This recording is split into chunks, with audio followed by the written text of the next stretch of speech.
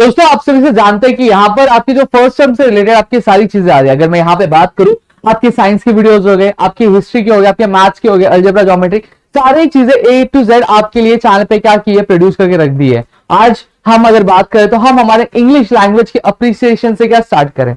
अगर यहाँ पे अगर मैं बात करूं दोस्तों, सिर्फ इंग्लिश ही नहीं, आपके लिए हिंदी की भी चीज आ रही है, आपके लिए मराठी की भी चीज आ रही है। ए टू जेड अगर हम बात करें तो आपके लिए सारी चीजें क्या चैनल पे अवेलेबल क्या करवा के क्या रखी गई है। अब आज जो है हम क्या करने वाले हैं, हम अप्रिसिएशन करने वाले हैं आपके पोयम का। ठीक है, अब यहाँ पे अगर मैं बात करूं तो पोयम का अप्रिसिएशन अगर हम बात करें तो देखो, सबसे पहली चीज, this is all your easy trick. ठीक है, मैं आपको इजी ट्रिक बता रहा हूं किस तरह से आप पोयम का अप्रिसिएशन क्या लिख सकते हो। सबसे पहली चीज यहां पे अगर मैं बात करूं तो देखो, अब मैं आपको बता रहा हूं आपके अप्रिसिएशन में आना क्या क्या चाहिए। ये जो जितनी चीजें मैंने लिखी, ये सारी चीजें आपके अप्रिसिएशन में होनी चाहिए। क्या हुआ सर? क्लास के लिए है, क्लास 2:30 का है। ठीक है, बोल दो। हाँ ठीक है। अब क्या है, टाइटल है, पोएट है, पोएट का नाम, rhyme scheme, figure of speech और थीम ऑफ सेंट्रल आइडिया। ठीक है, और ऐसे करके आपके 5 मार्क्स का आपको जो अप्रिसिएशन है वो क्या होता है, वो आपका अलॉट होता है। इतनी चीजें क्लियर है। अब यहां पे ध्यान देना, ध्यान आपको ये चीज देनी है कि आपके एग्जामिनेशन में आपको ये जो टाइटल है और पोएट का नाम आपके क्वेश्चन में ही आपको दिया रहेगा।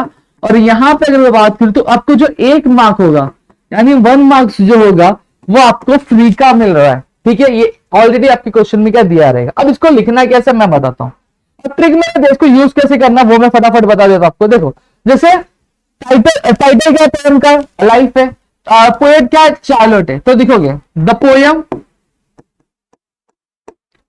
Titled as life is written by famous poet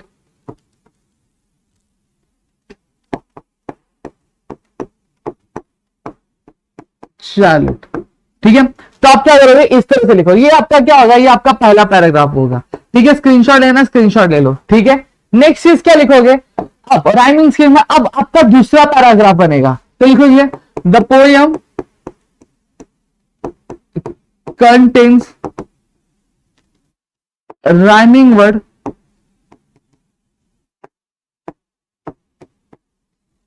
so the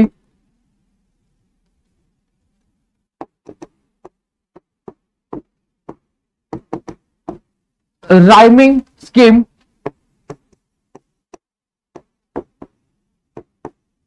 for the poem is ABCB।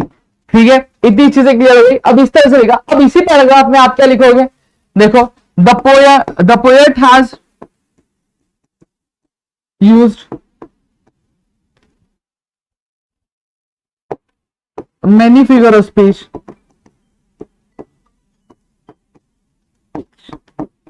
to beautify the poem।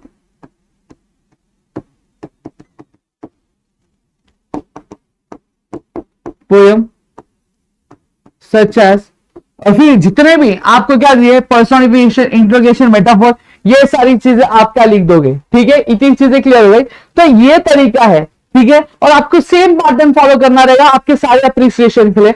ये आपका बेस्ट तरीका है कि आप कम समय में क्या ज्यादा से ज्यादा जो अप्रिसिएशन है वो क्या आप लर्न कर सकते हो। ठीक है, तो देखो यहाँ पे, the poem title as life is written by the famous poem Charlotte.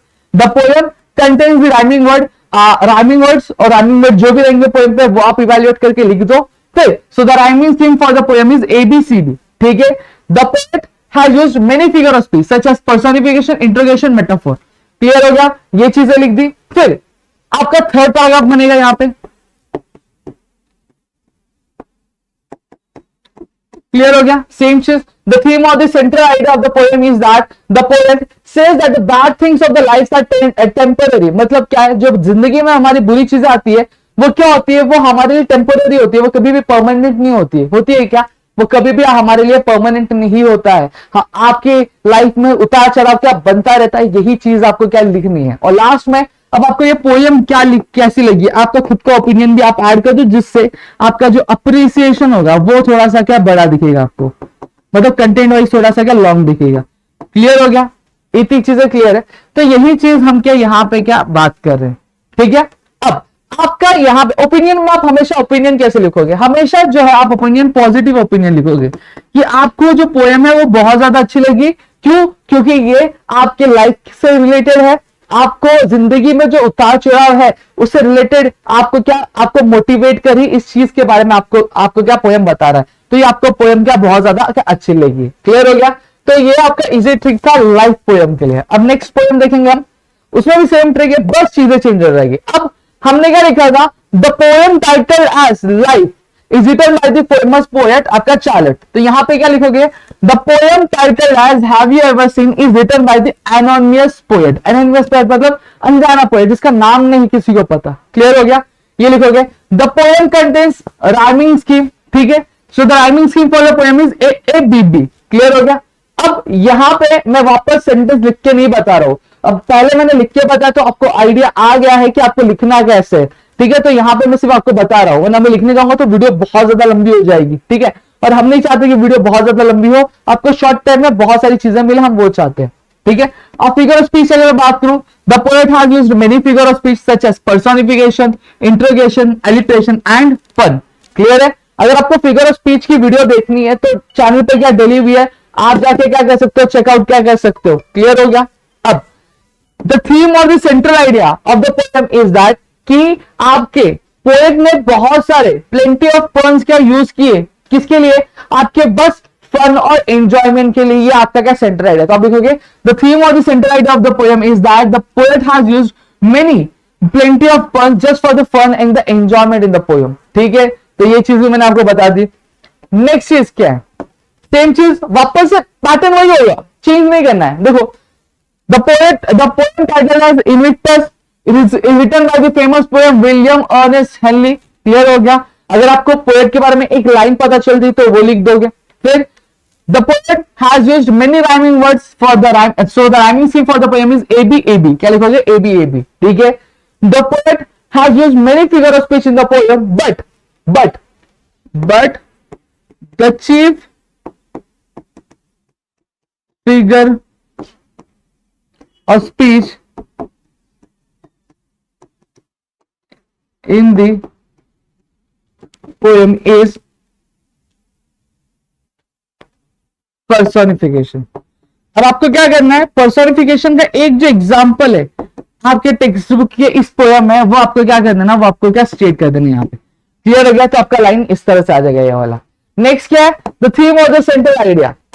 यहां पे क्या बोला है, the theme of the central idea here states that, क्या स्टेट कर रहा है कि poet is alone responsible for his actions. मतलब एक जो पोएट है वो क्या खुद जिम्मेदार है अपनी जितनी भी काम उसने किया, जो भी एक्शंस वो परफॉर्म करता है, जो भी वो चीजें वो परफॉर्म करता है, उसके लिए वो क्या होता है, खुद जिम्मेदार क्या होता है, यानी रिस्पॉन्सिबल क्या होता है। और कहीं ना कहीं अगर मैं बात करूं तो हमारी जिंदगी में हम जो भी एक्शंस करते हैं उसके लिए रिस्पॉन्सिबल कौन होता है, हम ही होते हैं, हमारे अलावा कोई और नहीं रहता है। अगर हम अच्छा करें तो बट ऑब्वियसली बात है हमारे साथ जिंदगी में अच्छा होगा, अगर आज हम बुरा करें तो बट ऑब्वियसली बात है हमारे साथ जिंदगी में बुरा होगा। अगर सही करेंगे तो सही होगा, बुरा करेंगे तो बुरा होगा। क्लियर हो गया? तो मेरे ख्याल से आपसे इतनी चीजें क्या क्लियर हो गई होंगी। ठीक है, अब चलो आगे बढ़ते यहां पे। अब यहां पे अगर मैं बात करूं तो आपका क्या है, पोएम का टाइटल क्या है, somebody's mother। ठीक है, तो यहां पे लिखोगे द पोएम टाइटल एज क्या, somebody's mother। ठीक है, सेम पैटर्न है, मैंने आपको आगे लिख के बताया, सेम पैटर्न है, वही आपको फॉलो करना है। Is written by the famous poet Mary Doe Brine. ठीक है, क्या लिखोगे, मैरी डो ब्राइन लिखोगे।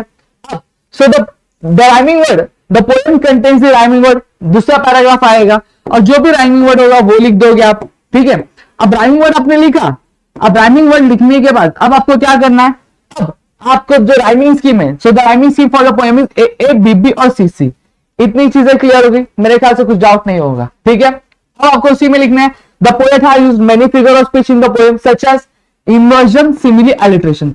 मैं आपको बता रहा हूं कि यहाँ पे मैंने ऑलरेडी आपको स्टार्टिंग में लिखने का तरीका बताया है, आप पहले आगे की वीडियो नहीं देखी हो तो पहले अच्छे ध्यान से वहां सुन लो, फिर यहाँ पे आओ। और साथ ही साथ बता दूं, सिर्फ लैंग्वेज की चीजें ही नहीं है आपके इस चैनल पे, आपकी सारी जो चीजें, सारे जो कंटेंट्स है वो आपके चैनल पे क्या अवेलेबल है, जो आपको क्या मिल जाएंगे। ठीक है, और थीम और जो सेंट्रल आइडिया पोएम का क्या है, द थीम और the central idea of the poem is that it describes the incident. ठीक है, ये क्या कर रहा है, एक इंसिडेंट जो हुआ है उसके बारे में जो पोएट है वो बड़े विस्तार से क्या कर रहे हैं, हमें पोएम में क्या डिस्क्राइब करके क्या दे रहे हैं। ठीक है, तो मेरे ख्याल से आपको इतनी चीजें क्लियर हो गई होंगी, इसमें कुछ भी डाउट नहीं होगा। ये जो पीडीएफ है आपको नीचे टेलीग्राम चैनल का जो लिंक है वहां पे मिल जाएगा, जहां पे आपको इजी ट्रिक है पूरी आपको क्या मिल जाएगी आपके फर्स्ट टर्म के लिए।